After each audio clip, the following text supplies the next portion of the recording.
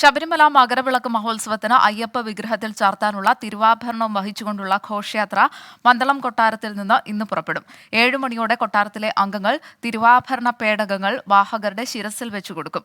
1 മണിക്ക് തിരുവാഭരണ ഘോഷയാത്ര പന്തളത്ത് നിന്ന് സന്നിധാനത്തേക്ക് പുറപ്പെടും. പന്തളത്ത് നിന്ന് ശ്രീജിത്ത് ശ്രീകുമാരൻ ഉണ്ട്. ശ്രീജിത്ത്, മകരവിളക്കിനുള്ള ഒരുക്കങ്ങൾ ഒക്കെ തന്നെ പൂർത്തിയായോ? ഒപ്പം തന്നെ ഈ തിരുവാഭരണം വഹിച്ചുകൊണ്ടുള്ള ഘോഷയാത്ര അത് എപ്പോൾ പുറപ്പെടും?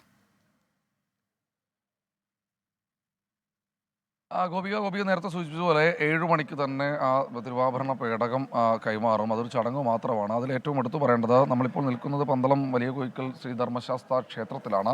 ക്ഷേത്രം അടച്ചിരിക്കുകയാണ്. ക്ഷേത്രത്തിലെ, അതായത് പന്തളം കൊട്ടാരത്തിലെ അംഗം ഒരു തമ്പുരാട്ടി മരിച്ചു. അതിൻ്റെ പുലയ ചടങ്ങുകളെല്ലാം ഉള്ളതിനാൽ, അശുദ്ധി ഉള്ളതിനാൽ ആ ക്ഷേത്രം അടച്ചിരിക്കുകയാണ്.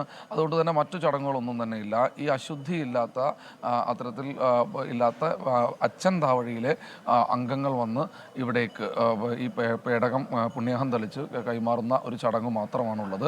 അതിനുശേഷം ഈ പറയുന്നത് പോലെ ഉച്ചയ്ക്ക് 12 മണിയോടുകൂടി അല്ലെങ്കിൽ 12:30 മണിയോടുകൂടി ആയിരിക്കും ഇവിടെ നിന്ന് പുറപ്പെടുക. തിരുവാഭരണ ദർശനം ഉണ്ടാകില്ല എന്ന് നേരത്തെ തന്നെ അറിയിച്ചിട്ടുണ്ട്.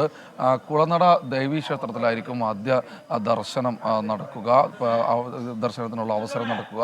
വഴിനീളെ ആളുകൾ ഈ ദർശനത്തിനായി എത്തിച്ചേരും. എന്തായാലും സാധാരണ ഈ മേഖലയിൽ വലിയ തോതിലൊരു തിരക്ക് ഒക്കെ അനുഭവപ്പെടാറുണ്ട്. പക്ഷേ ക്ഷേത്രം അടച്ചതിനാൽ അങ്ങനെ ഒരു വലിയ തിരക്ക് ഈ ഒരു ഘട്ടത്തിൽ ഇവിടെ കാണുന്നില്ല എന്ന് നിസ്സംശയം നമുക്ക് പറയാം. എന്തായാലും നാളെ വടശ്ശേരിക്കരയിൽ നിന്ന് ആരംഭിക്കും. അതിന് തൊട്ടടുത്ത ദിവസം 15-ന് വൈകുന്നേരത്തോടുകൂടി സന്നിധാനത്ത് എത്തിച്ചേരുന്ന തരത്തിലാണ് ഇത് ക്രമീകരിച്ചിരിക്കുന്നത്. അങ്ങനെ തന്നെയാണ് ഉണ്ടാവുക.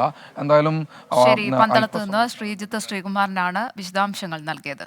ലോകത്തെവിടെയായാലും ഏത് സമയത്തും 24 വാർത്തകളും ഓഗ്മെന്റഡ് റിയാലിറ്റി പാക്കേജുകളും എക്സ്പ്ലെയിനറുകളും വിശദമായി കാണാൻ ഞങ്ങളുടെ യൂട്യൂബ് ചാനൽ നിങ്ങൾക്ക് സബ്സ്ക്രൈബ് ചെയ്യാം.